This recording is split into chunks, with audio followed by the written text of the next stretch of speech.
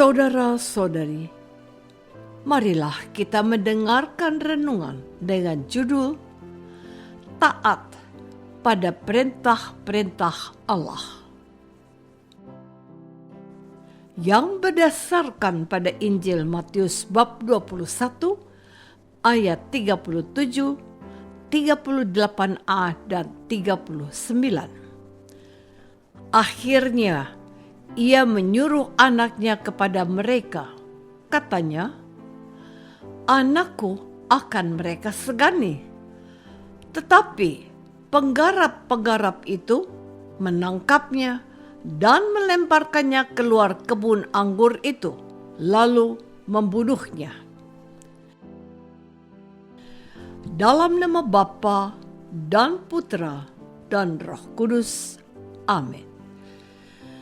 Saudara-saudari terkasih dalam nama Tuhan Yesus Kristus, pada hari Jumat ini menjadi kewajiban umat Allah yang sudah cukup umur menurut aturan hukum gereja untuk berpantang.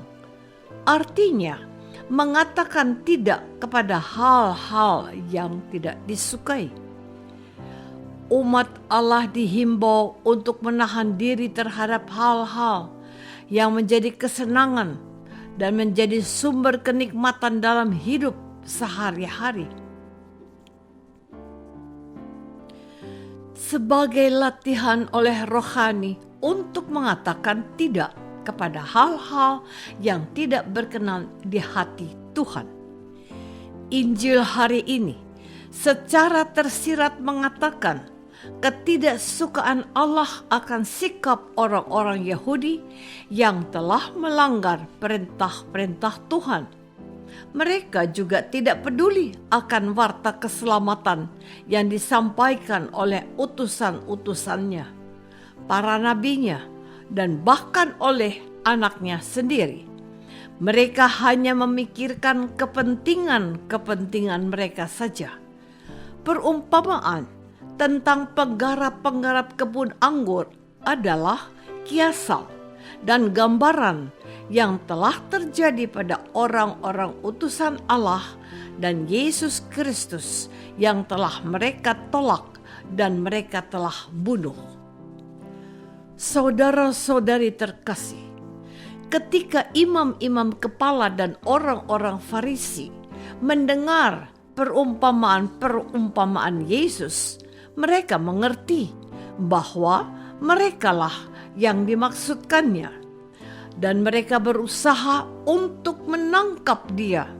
Tetapi mereka takut kepada orang banyak, karena orang banyak itu menganggap dia nabi. Inilah fakta sejarah yang dialami oleh para pengikut Yesus berkenaan dengan Tuhan Yesus yang mereka ikuti, yang mereka imani, dan kepadanya mereka menaruh pengharapan mereka. Matius mencoba menghadirkan kembali peristiwa keselamatan Allah yang telah berlangsung berabad-abad lamanya, hingga sampai pada puncaknya bahwa akhirnya Allah yang mengasihi umatnya mengutus anaknya yang tunggal. Tetapi dia juga ditolak dan akhirnya dibunuh juga.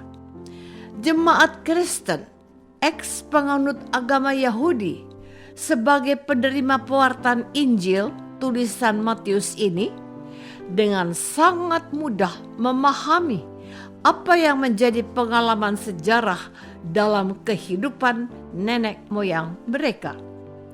Mereka tahu apa yang terjadi dengan para utusan Allah serta para nabi Allah yang dianiaya, disiksa, dirajam, dan dibunuh. Mereka juga mengalami apa yang terjadi dengan Yesus. Dia disalibkan. Saudara-saudari terkasih, pada hari ini kita mendengarkan perumpamaan ini lagi. Justru di saat kita memasuki masa Prapaskah di mana kita merenungkan kisah sengsara Tuhan Yesus.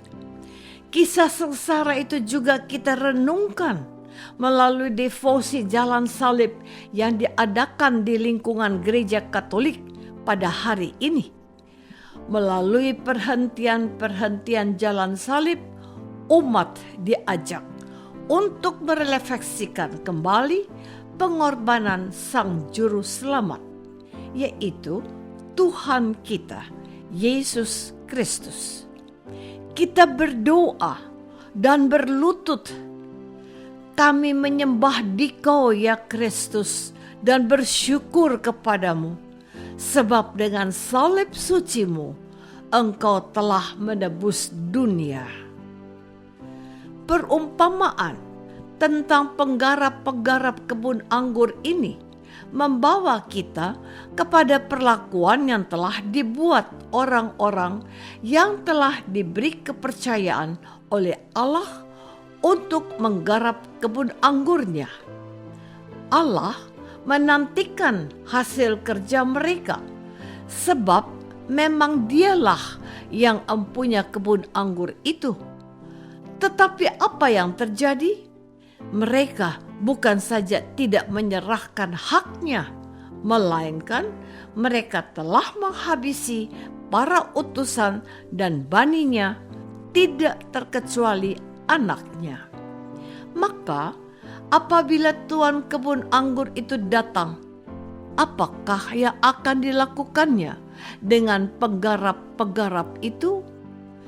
Kata mereka kepadanya, ia akan membinasakan orang-orang jahat itu, dan kebun anggurnya akan disewakan kepada penggarap-penggarap lain yang akan menyerahkan hasilnya kepadanya pada waktunya. Saudara-saudari terkasih, ada dua hal yang dapat kita renungkan pada hari ini. Pertama, kita diingatkan untuk menjaga kepercayaan Tuhan atas kebun anggurnya dan memberikan hasil terbaik yang menjadi haknya. Kita diingatkan juga untuk tidak merasa berjasa dan tidak menaati kepercayaan yang telah diberikan kepada kita. Janganlah kita berkhianat kepadanya sebagaimana yang dilakukan oleh orang-orang kepercayaannya itu. Hal ini menyatakan kepada kita untuk tidak memiliki ketidaktaatan mereka. Kita diundang untuk menjadi hamba-hambanya yang setia. Maka selama masa prapaskah ini, kita harus membangun hidup taat dengan mendengarkan perintah Tuhan dengan baik serta melaksanakan dengan penuh kesetiaan. Kedua, kita diingatkan untuk tidak menolak tawaran keselamatan dari Allah, sebab jika tidak demikian, maka apa yang telah dipercayakan kepada kita itu akan diberikan kepada orang lain. Orang Yahudi sampai hari ini tidak percaya kepada Yesus sebagai juru selamat mereka, dan kitalah yang mendapatkan hak atas kebun anggurnya. Ini adalah suatu peringatan buat kita bahwa percaya saja tidak cukup, dibaptis saja bukan jaminan. Yang utama adalah mendengar dan melaksanakan perintahnya dan menghasilkan buah berlimpah. Jangan sampai kita mengaku sebagai orang Kristen, tapi tidak selamat karena tidak menaati kehendaknya. Apakah aku sudah menjadi orang Kristen yang setia dan melaksanakan firman-Nya? Marilah kita berdoa. Bapa yang Maha Baik, jauhkanlah kami dari sifat tidak tahu berterima kasih atas anugerah yang Kau limpahkan dalam hidup kami. Mampukan kami menjadi murid yang taat dan melaksanakan kehendak Yesus Kristus, Tuhan dan pengantara kami. Amin.